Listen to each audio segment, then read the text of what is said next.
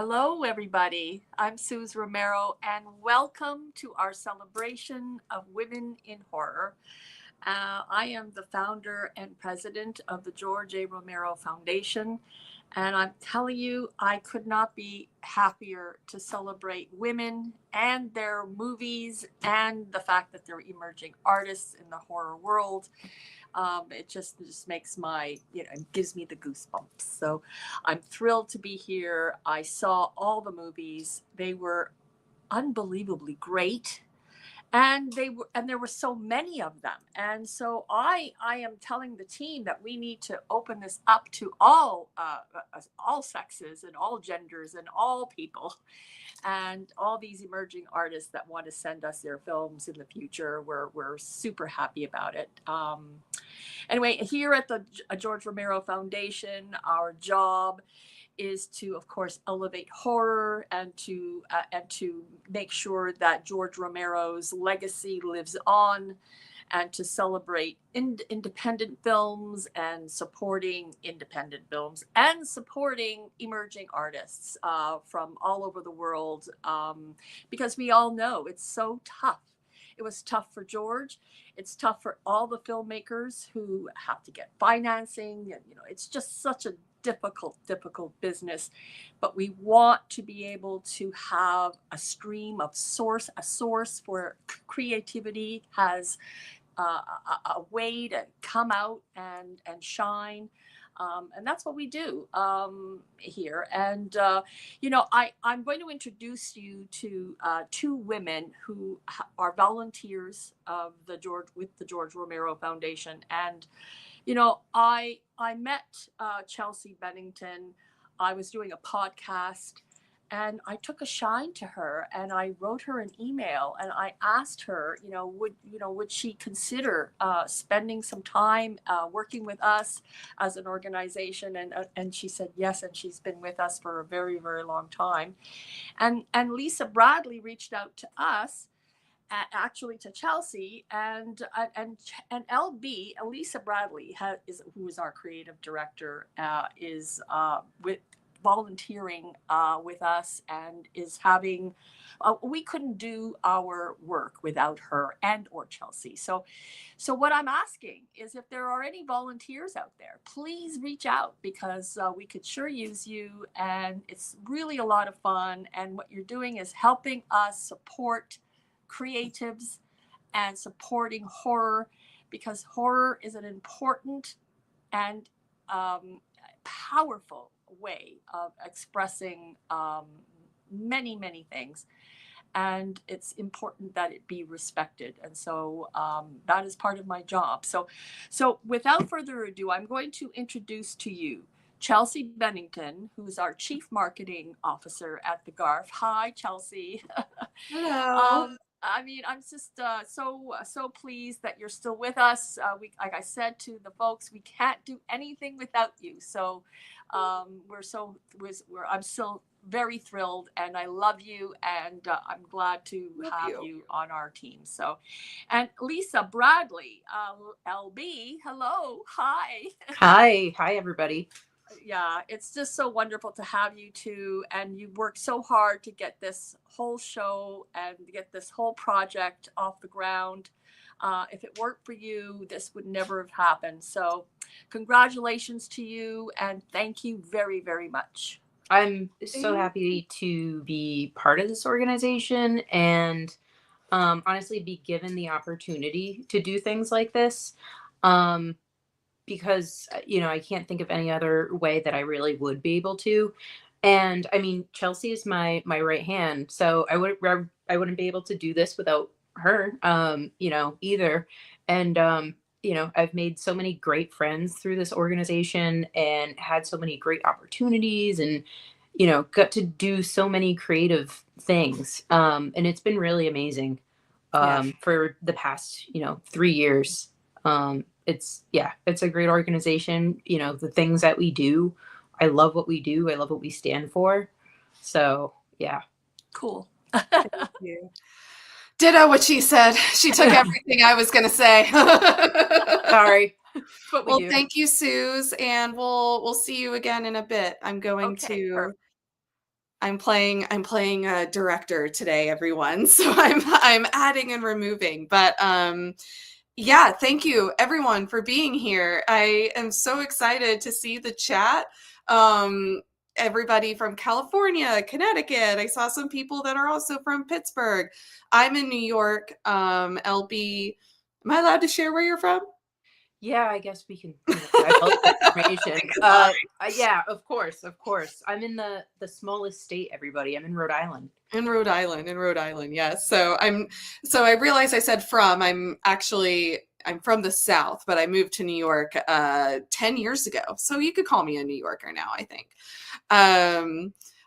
But anyway, yeah, so as Sue said, she and I, connected back in 2021, and I was immediately just smitten with her, and her passion for the GARF and the love that she was sharing on that podcast about George was what really drew me to it. And one thing that I quickly learned about the GARF was how much it's not only dedicated to elevating and preserving George's legacy, but also making sure to elevate aspiring filmmakers, especially in those underrepresented communities, people that really do know the power of grabbing a camera and making shit happen.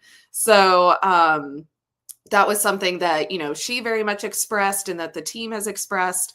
And I have experience in nonprofit marketing. So I was like, what can I do?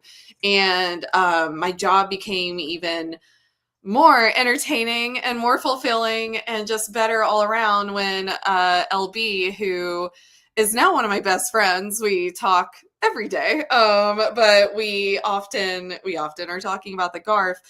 When she joined and reached out and had all of these creative ideas, and she and I think have the benefit of we're both in worlds where we're working in marketing and that type of storytelling, but we both have artistic backgrounds and experiences. Like I have a performing arts degree, but you know what happens when you have a performing arts degree? You go into marketing. But that's how, and I eventually went into nonprofit marketing, and then LB on the more private end, but also doing some really cool horror films and working on different projects. So we've been able to really take our passions for elevating filmmakers together. And LB, I'll pass it to you quickly before we introduce our fabulous hosts and panelists, and we can go back and forth a little bit about the movies that we chose and how difficult this was because everybody's movies were so damn good. So good. So good. Yeah. So good. LB and I quite literally the same setup that I'm at right now. I have my monitor right here, and we were just sitting and watching these movies together for a few hours, and it started off with a banger and ended with one, and we were both, probably the first and only fight we'll ever get into. We weren't agreeing on the movies. It's so true, It's like, well, what are your favorite three? And what's your favorite three? Well, no, I think this one should be in the the top three because. And it would be great because we would say why, and LB or I would go, really? But yeah. all of them were so good, and we were just but LB, let me pass it to you really quickly. I'm sorry, I'm a gabber again, performing arts. And explain how Women in Horror, this initiative came about. Sure. So last year, Women's History Month was coming up, and I said, we should do something to honor women. So we had a smaller campaign last year. We had a scream contest where we crowned a scream queen. Her name was Darcy. Maybe she's watching. And then we did some social posts to highlight women, and it was a lot of, women in horror that were just iconic, that really paved the ways that, if you say the word scream queen, those are the people that come to mind. And it was a great campaign. It was really fun to work on.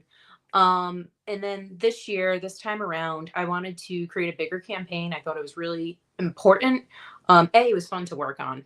B, I wanted to make it bigger and bigger and bigger every year that we're doing this. So we decided to hold a film contest, for women filmmakers to submit. As Chelsea mentioned, we sat together, and we are now film critics for hire.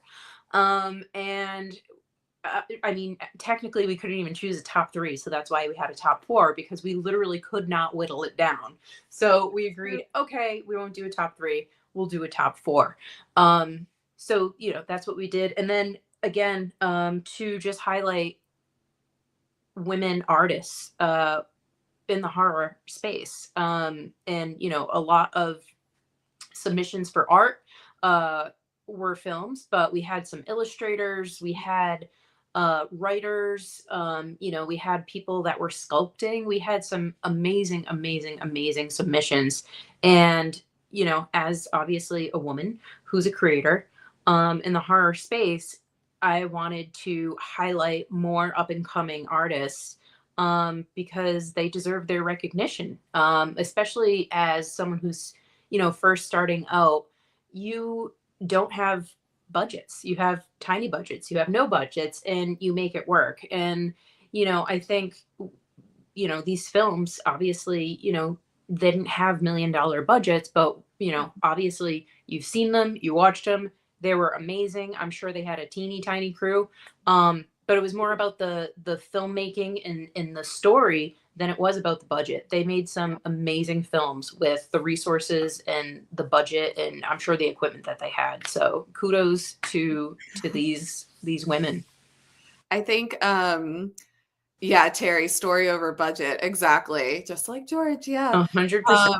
I think one thing that LB and I realized quite quickly when watching these films was the importance of the variety when it came to what was obviously something that may have had more budget or may have had more, of a crew or a larger cast. And then how important it was to, of course, showcase those films as well as ones where it's, something that I can tell was just also pure passion and just like, no, I'm picking up the camera and I'm making this, story happen.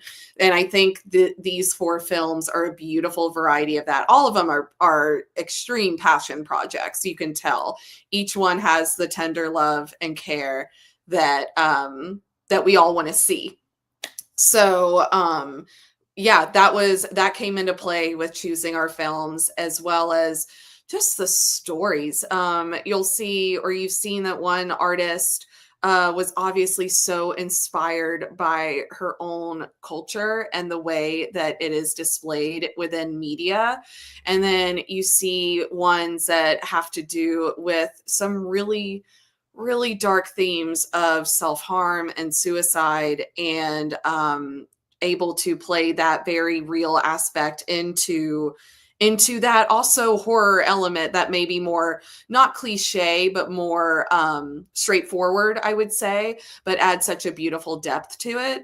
And then you have one film that just takes what seems to be this game that children or teenagers play when it comes to playing with outside and unseen forces, and then how that can come to quite literally haunt them and maybe bring them a surprise within a suitcase. And then also just one that I loved, of course I loved all of them, but then going into a haunting of an old place and what your perception could be. So anyway, that was my 4 alluding to the films. I think I did okay, but we'll find out. But LB, yeah, is there anything else that you want to say about these films or filmmakers before I hand it off? I mean, again, just congratulations. And, keep going, keep creating more. The films were incredible. You should all be proud. Everybody that submitted should be proud. And again, amazing storytelling. Some of them really gave me chills. Yeah. And yeah, I mean, I think that's it. And I'm ready to hear from the filmmakers now. Yeah. And then LB, honestly, I know I'm your right hand, or I'm left-handed. I'm your left hand. But you did this. You were the one who really pushed for like, let's do a women in horror. So I'm just always, I will always be on the same ship or boat or plane or whatever with you on creatively. So, and I was happy to follow your lead. And I just I want to thank you really quickly before I make you disappear. Bye. Bye. Thank you, guys. Oh my God, I hate that I cut her off. Anyway, so I'm going to add the lovely, lovely hosts of the evening, Teri Gamble and Julia Marchese.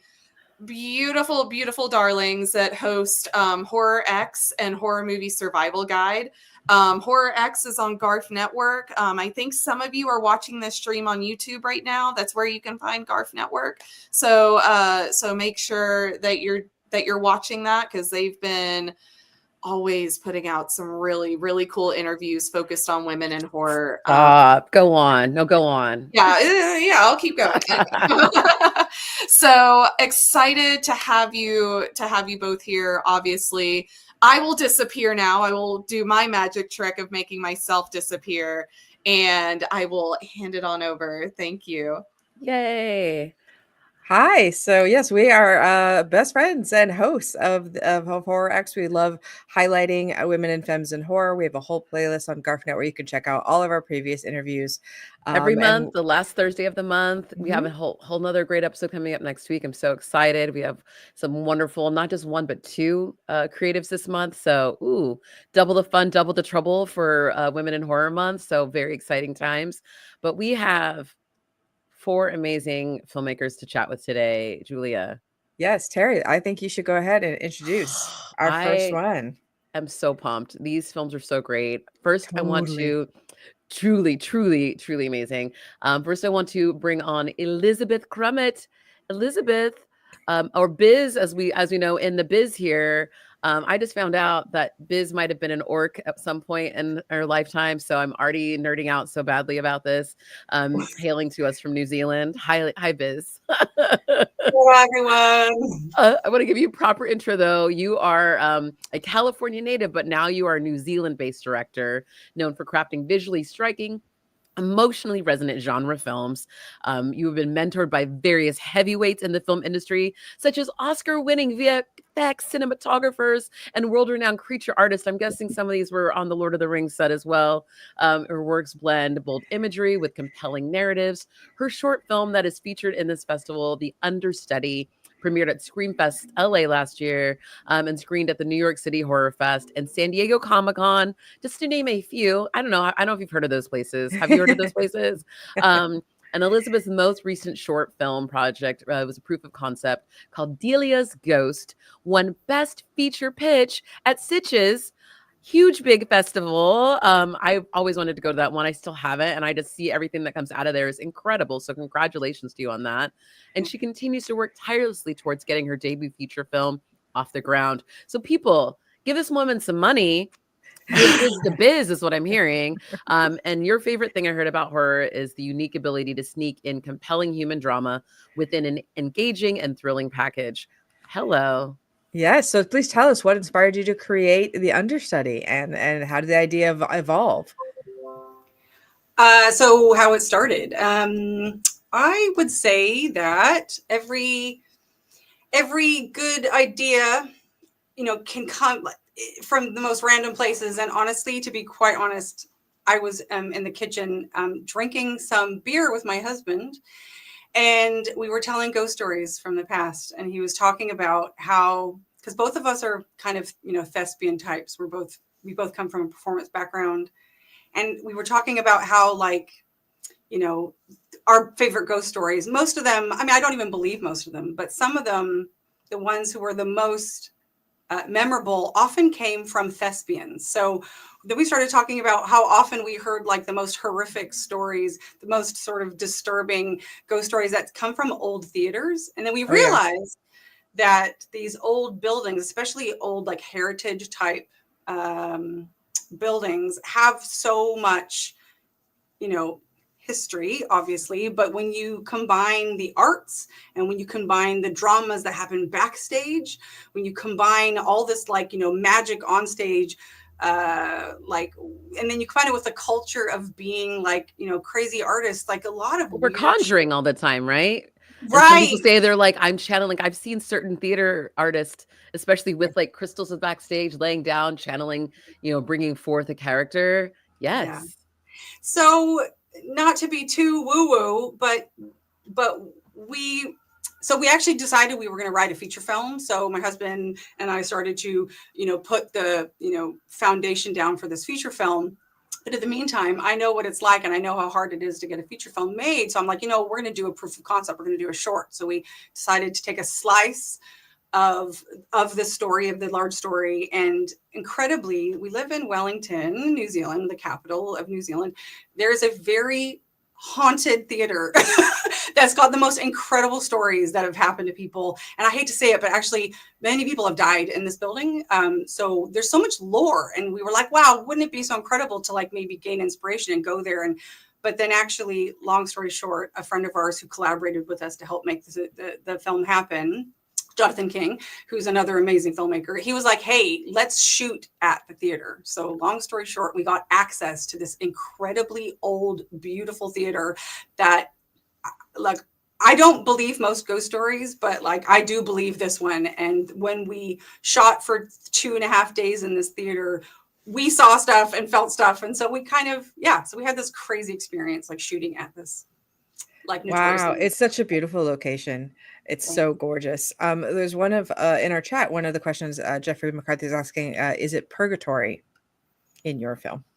Yeah, I would say that that is one way to look at it. You know, it's this idea that unfortunately those who are stuck might have to replay what happened, you know, might have that kind of that So they're in a loop at like a no exit kind of thing there, those guys. Okay. yeah, and yeah, that's Mhm. right. And so I think so one way to look at spirits is like actually it's like a footprint or it's like a radio wave that won't keep playing or you know won't stop playing. And so unfortunately, so this building in our story, we did leave some of it open to like interpretation, but our intention was that this building has had a lot of stuff go down over the century. It's been maybe century and a half that it's been open. And you know, how does that affect, how do we experience that? So this is just one of those stories. Of course, I think at the end of the film, you see that there's a little blurb that's, you know, says that there was a fire and many people, there actually was a fire in that building.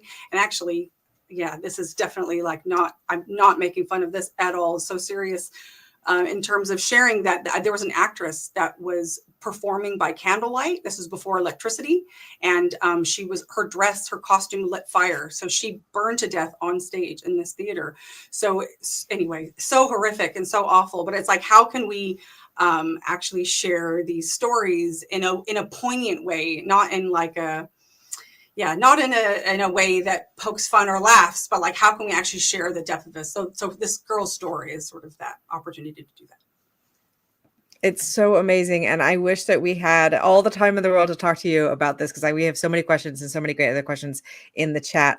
But we are going to talk to our next filmmaker. Thank you so much, Elizabeth. The understudy was great. I enjoyed it so much. What a beautiful film.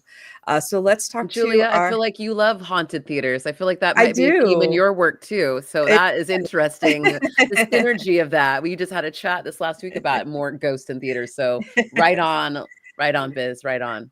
Thank you so much. So next we're going to be talking to Olivia Busby, who was the co-director with Zoe Sandra for Green Hat Diner. So I'm going to tell you a little bit about her. She is a director, screenwriter, and poet who grew up in a small farm town in Northeast Ohio and attended Point Park University in Pittsburgh, Pennsylvania. Ooh, it's a nice one. We received our BFA in cinema production and wrote and directed over 10 short films. That's amazing. Her passion is great for intimate stories which feature protagonists grappling with ideas such as grief, young love, sacrifice, parenthood, and letting go.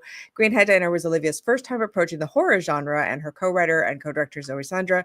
And to this day, she remains deeply proud of the marriage of horror and affection, which runs deeply through this project, which I completely agree. So what was it like dipping your toe into the horror genre? Yeah, thank you. Can you hear me okay? Do I sound like Yes. a Yeah. person? Okay. Thank you so much. Yeah, this was love horror as a genre, but I was always super nervous about entering that space. And even today, now I feel like a little bit of imposter syndrome because I'm like, oh my gosh, like this thing that I just tried, because my best friend and collaborator while I was in college, Zoe, she is a horror filmmaker through and through, um and she brought me onto this project, and I'm so unbelievably grateful for that. But I absolutely loved it. I think it gave me a lot of freedom that I wasn't expecting. Like I was expecting it to be a really nerve-wracking process because it was so different from anything else I'd made. But I loved collaborating with her. I wish she could be here today, but um, collaborating with her to marry her love of horror and my love of telling stories about grief. And yeah, it was a great experience. That's incredible. I love that she dragged you in because I can relate to that because that was me with Julia. She's like that friend for me that was like, you Yeah, want to try this thing out? And now look at you. yeah, I see you hooked. And everyone feels like an imposter. I'm gonna let you know that now, Olivia. That is yeah. life. Okay. So keep doing it, keep faking it, and then you're already doing it. You're making it. You're here, Hmm. you're in the circle, and all you have to do is say yes and join, and that's it. You're in. Yeah. Okay. You're in the club. Oh, All right. thank you. Thank So, you. what did you learn, I guess, about horror that you maybe want to take forward into your other work, or are you going to come back and stay in the genre with us? I'm definitely not like eliminating that possibility. Hmm. Yeah, like I said, I feel like it gave me a lot of freedom. Like I just felt more encouraged to take risks and more excited about like thinking. I mean, it's sometimes difficult to have that balance of like I want to make this film for myself because it's my expression, and that's being a filmmaker is what I love. But then there's also that piece of you that's like, but are people going to like it? But for me, when I was working in this genre, it felt like this piece was like an exciting, awesome thing rather than like a scary thing. And just having at least one person come up to you and say, like, your film gave me goosebumps, or, I felt my blood run cold during this moment, like, that transcends any genre. Of course, you want any film you make, no matter what kind of film it is, you want them to have that emotional, visceral reaction. But when it's happening in horror, it's just like such a universal like feeling of like feels like something crazy happens on screen. It feels like the temperature in the room changes. It's like a really special experience. So It yeah, is. moving forward, I just want to always chase that feeling of connection and with the audience, and not being afraid of people seeing my work, like I feel like horror does give you that break, because it's just like I can't wait to see their reaction to this, and it's like Hmm. you should feel Yes, proud of your work, regardless of the genre. So definitely. I So, for love those in that. the audience who are watching right now who are aspiring filmmakers, what do you wish you had known when you were starting out? oh gosh, starting out with this film in particular, or in the Hmm. film industry period? Whatever, however you'd like to interpret the question. Okay. Yeah, I think something I wish I had known starting out is it's okay if the things you make at first are not brilliant and perfect, and that there's no competition in film, and just honesty is the most important thing, and comparing yourself to other filmmakers is in a negative way is not helpful in any capacity. But yeah, with this film in particular, um yeah, I think it took me a little bit to warm up to the horror elements, but I wish I wouldn't have been so scared because it was just amazing. Yeah. We're lucky we get to do this. It's so true. So, we had a quick question about the diner. What Yeah. does it mean to you? What is it? Is it limbo? Yeah. I mean, the diner locations in general are just when you get blessed, like just like or Elizabeth, excuse me, was talking about, like when you get blessed with a great location, it opens up so much for you story wise, and stepping into it, it can inspire you. Like we visited the diner while we were still writing the script, and it just was so invaluable. And I think what we were really exploring with this was just that idea of feeling so stuck in your grief. And, you know, we wrote it in kind of imagining it as purgatory. But what it really represented for us was just that lack of closure that you experience in grief, and not getting, you know, the opportunity to say goodbye, and the bargaining you do, and the desire to just have one more moment with someone. It can feel like a prison, because when you're grieving, you may never get that. You will never get that opportunity, you know, for those extra moments with somebody, and it can make you feel really trapped. So I guess, yeah, that's how I would describe the diner, is a place where you feel you can't get out of it until you have closure, and that can be one of the most difficult things. So Ugh, truly. I was like, yes, we're all stuck in this time loop. Thanks so much for highlighting that. I'm sorry. No, it's okay. But that's why we watch these movies. And that's why we're horror heads over here too, is that we Yeah. get a chance to work through that. I really appreciate that opportunity. I really appreciate you sharing your heart, Thank you so and much. dipping and diving in the world with your bestie to make this film. So that's incredible. We you. appreciate you. I want to get to our next lady here on the docket too. Is that all right? Yeah, absolutely. Thank you so Oh, much. incredible. Oh my gosh. Wow. These films are so good. This is so fun. Okay. Next, I want to bring on this film I am obsessed with. I can't stop thinking about it. Maylim Santiago. Oh my God, May. So cool. You made this beautiful film, Desintificación. I was like trying to get my Puerto Rican. I've been listening to a lot of Bad Bunny lately. Ain't gonna lie, very, very into it. But horror, you use it as a tool to express and your research into archival absences and abuses. And horror is defined by you by lack and abjection, which you're a poet at all times, even in your descriptions here. To cross the border with and to live permanently without is the reality for many Puerto Ricans of the past, present, and future. And as a queer Puerto Rican artist, she uses horror as a tool to recover the archive, but also to reveal marginalized identities lost in the gaps of such material as well. Holy goodness. And you accomplish this. I'm getting goosebumps thinking about it. This film is so beautiful. And Julia knows I've been watching a lot of archival movies from the 20s, 30s. How did you even start or approach? What was your genesis and then approach to getting into this film and creating this work? Well, thank you for the really kind words. Not to kind of show my imposter syndrome in action, but the other filmmakers and you yourselves, like you guys work with a narrative and with crews and whatnot.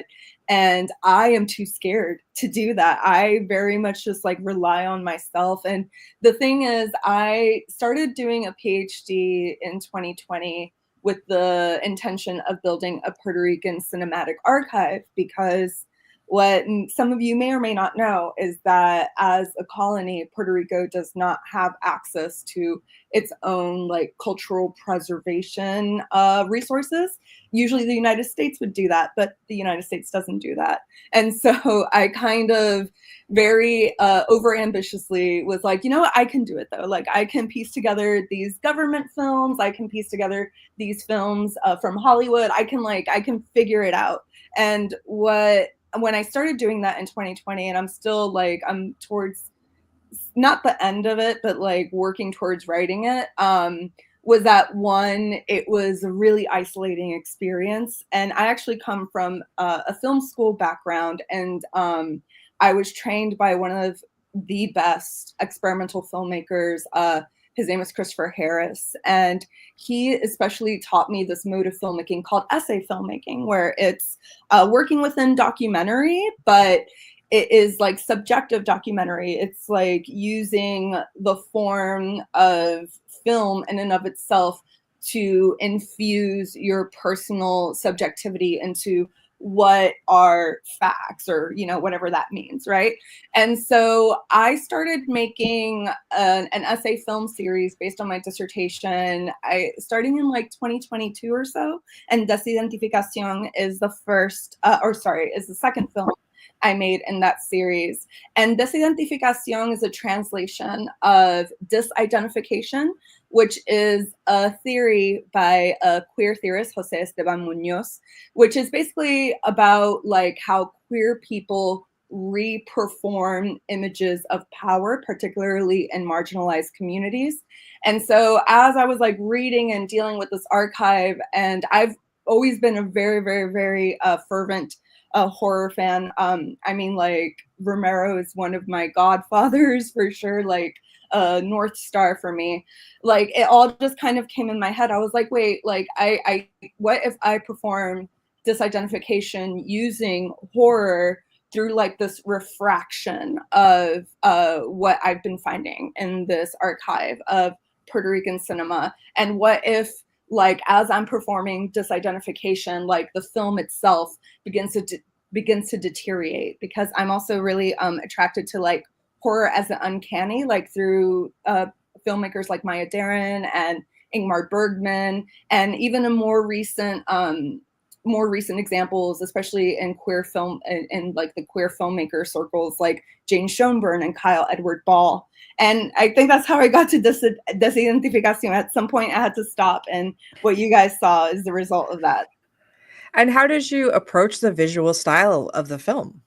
Yeah. So I very much wanted it to kind of start off like, it starts off very like, this is an educational documentary. I'm going to tell you what are these things.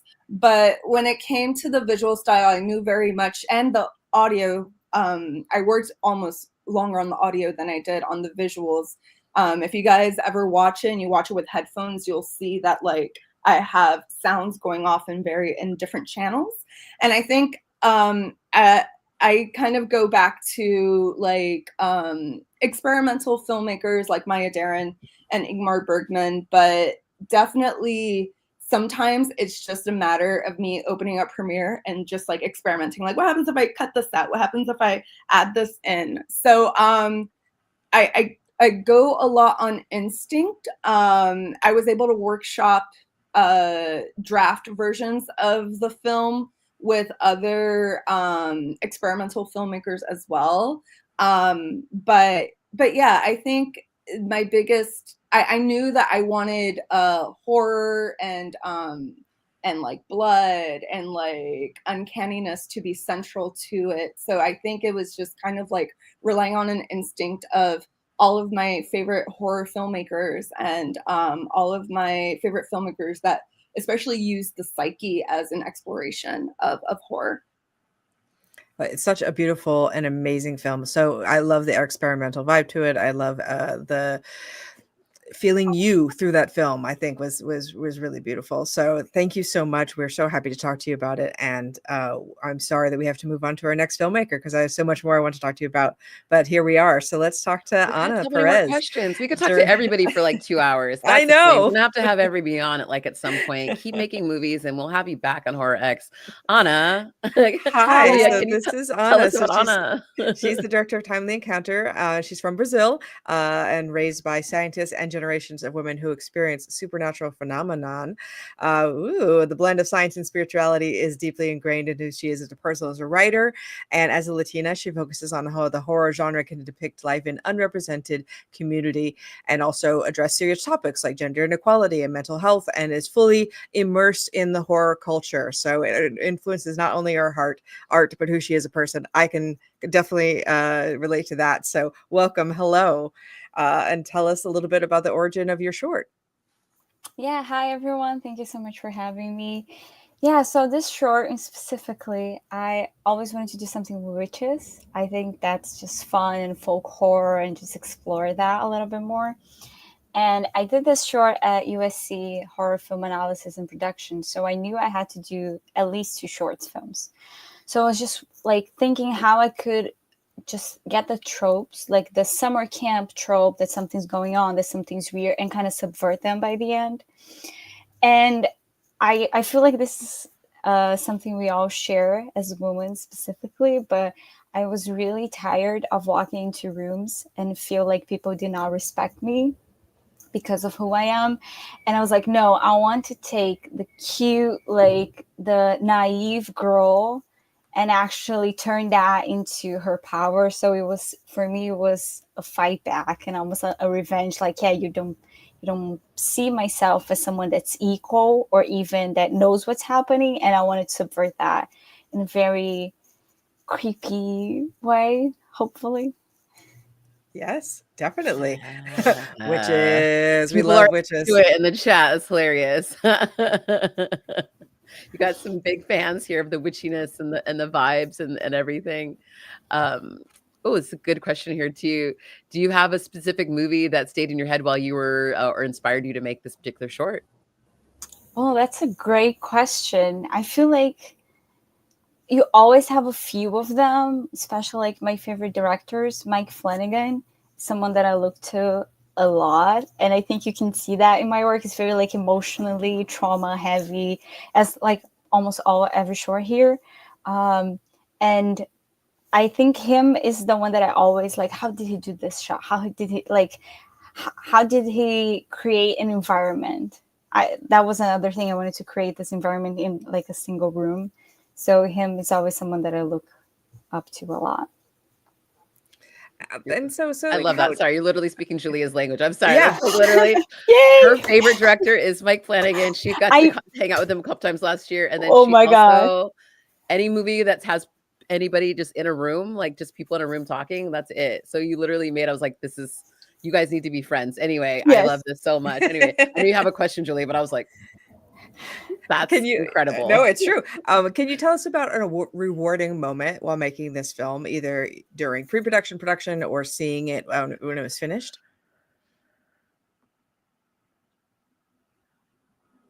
Did we lose you? Oh no, do we have to do a seance? Do we need to bring her back? Science and spirituality will meet It happens together. sometimes in the chat. Oh my God, Anna. Okay. I'm so sorry. That's okay. You got frozen for a moment. Hello, are you back? We're here now. Yes, I can hear everyone. Sorry. Oh my God. No, it was incredible. It was perfect because we were just talking about witches and moments and we needed a spell. Perfect. Julia, can you re-ask the question, please? A rewarding moment of making this film, either during pre-production, production, or after it was finished.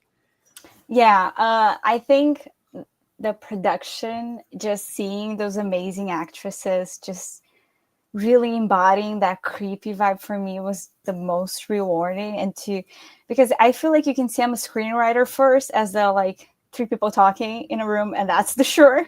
So it was also, I didn't know if it was going to work because up until this point, I haven't worked with more than one actress on screen. So it was a very like, to just be able to create that conversation and that flow was really nice to see happening in real life. And I just loved working with them. I think one of the actresses here, hi Chloe.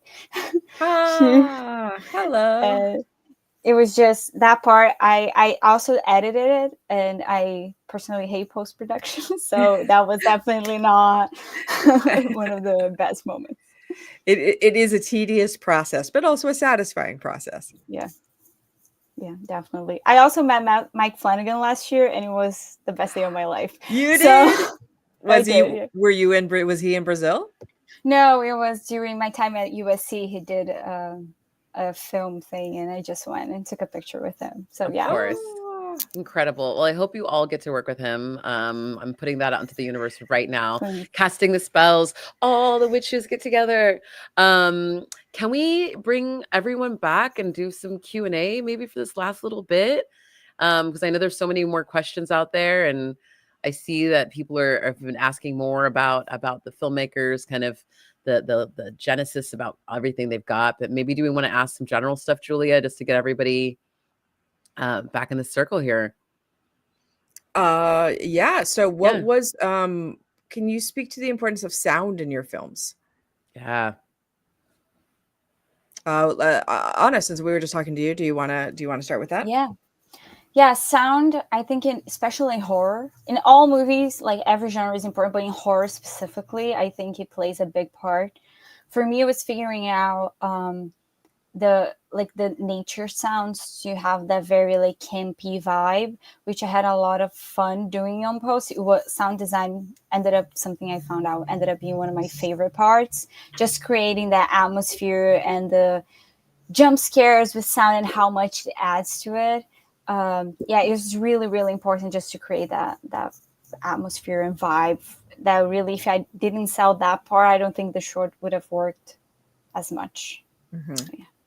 Olivia, what about you? Oh, I'm sorry, Elizabeth, go ahead. No. Go ahead. So I was just going to say that that my personal favorite part of the entire process is the sound design process. So I am very lucky that I had access to some incredible sound designers. So a composer who I was stoked to work with, who did a original score for this, but actually the sound designer was incredible. And so he and I sat down and actually talked about.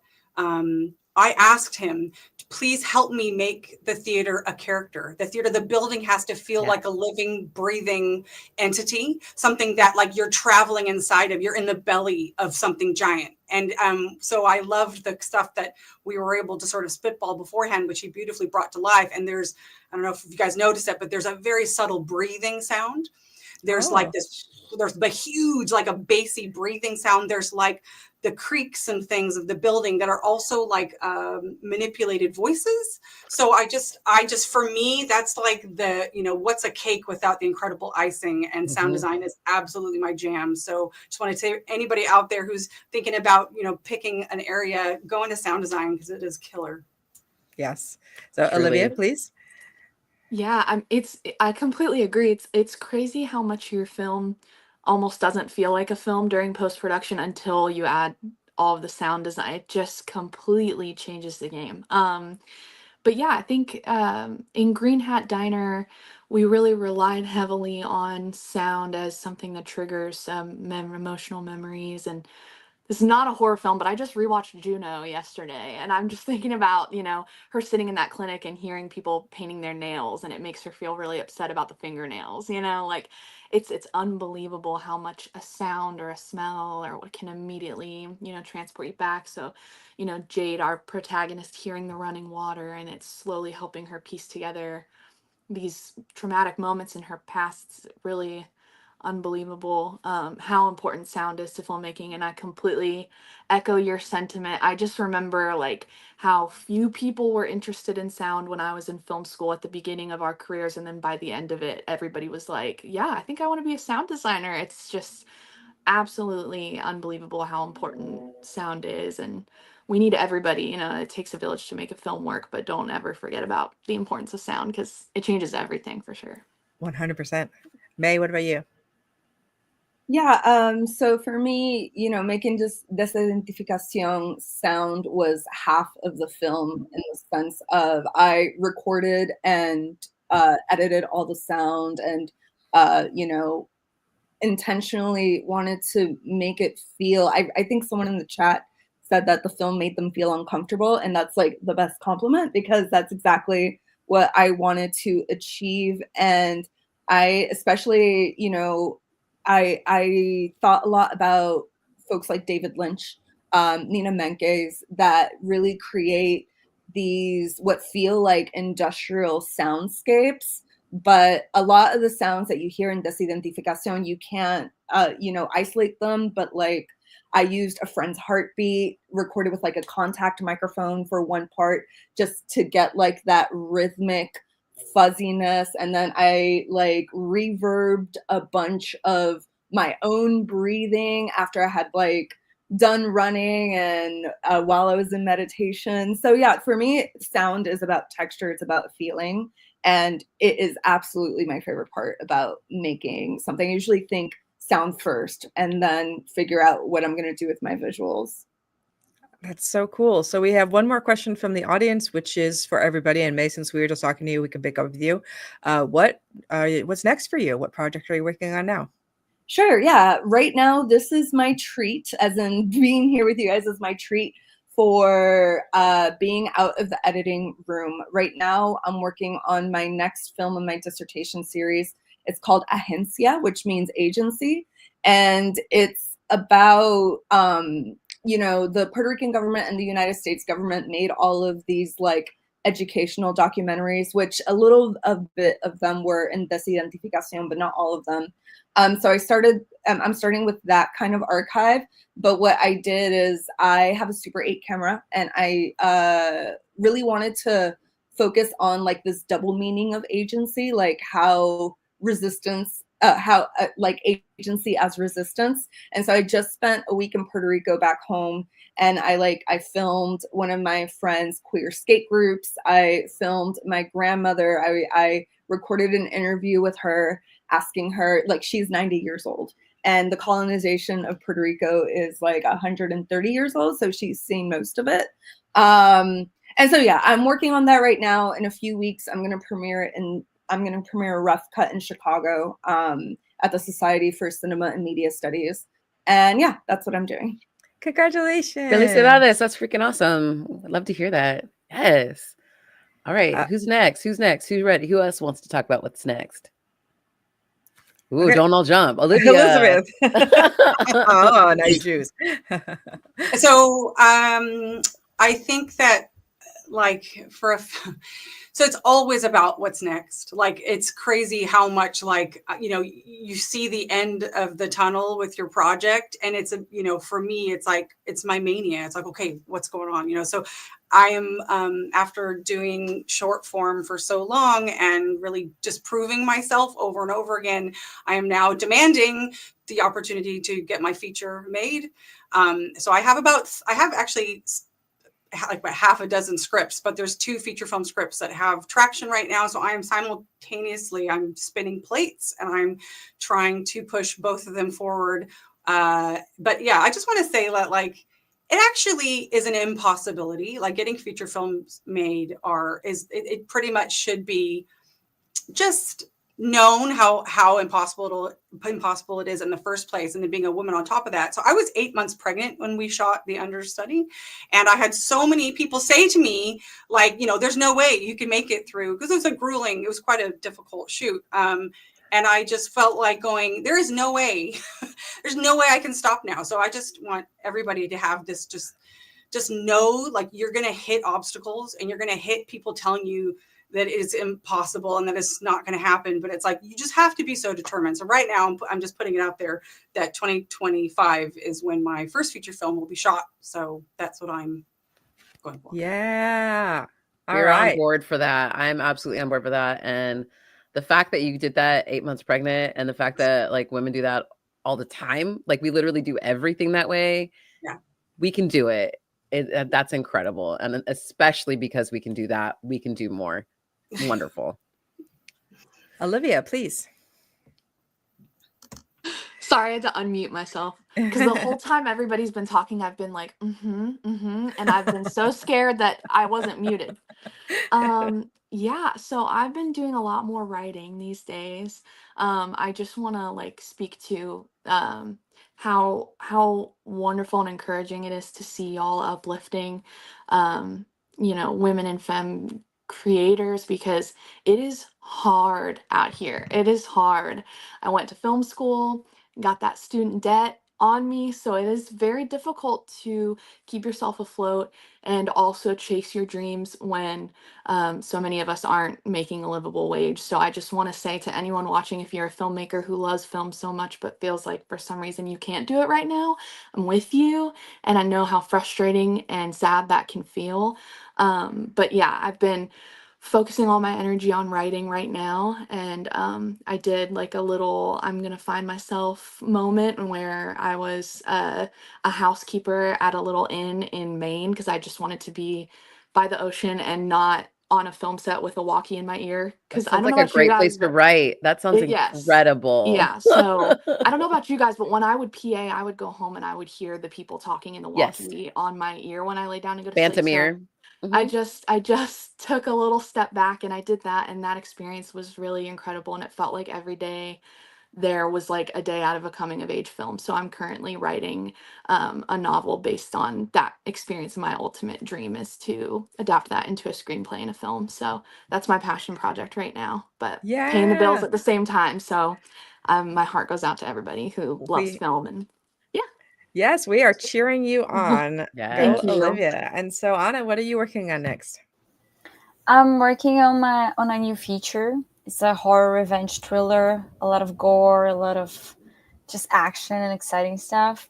While my first feature was shot last year, and it's called Legado, which means legacy. and it's currently post-production by Beautiful Darkness Production, which is an amazing independent production company by women as well. And yeah, I'm just writing and trying to get as many news as I can on how the project is going. Maybe I'll get a first cut in a couple weeks. So yeah, I'm just working on that. That's amazing. Thank you so much to everybody for sending in your films, for making these films, for cheering each other on. We're so appreciative. And you can check out our show Horror X with the GARF Foundation celebrating women and femmes in horror last Thursday of every month. We do it every month. We talk to amazing women, and it's thank you to the George It's an Romero honor. Foundation. They It's an helped me honor. make my film, my Stephen King adaptation. So They you know, did. I'm part of the GARF, and I understand they're really committed to helping women. Oh my gosh. I am so inspired right now, Julia. I need to go make something. I know I've been sitting here writing something in the background as I'm just honestly selfishly here taking notes from all you filmmakers. And then, you know, so I can go on and make a movie too and just catch up. That's okay. That's called inspiration. Oh, yes. Thank you. I'll take it. And speaking of inspirations, let's bring back the founder of the GARF, Miss Suzanne Romero. Hi. Wow, it was just really great to hear these stories. You know, filmmakers learning their craft. As you know, George, you know, edited, and he knew every aspect of filmmaking. He learned it by himself, looking at other films and learning lighting, sound design, editing. As you know, George was a great editor. So, I mean, that's where, you know, that's where they actually make the film be what it is.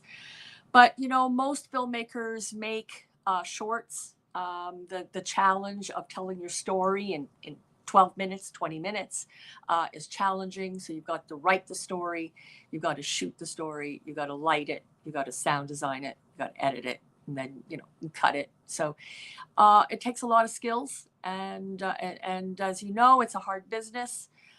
George wrote 100 scripts and only 18 films got made. So it's a lot of no's. A lot of no's in this world, and you just have to wait till you get your yeses, but you still have to learn your craft, and that's very, very important. So I hear you. I want to support you. You know, the idea that we were getting submissions from filmmakers, but I love the idea of showing illustrators and writers and fine artists and expressing horror, expressing their political views, expressing their points of view through art and the mediums that they choose.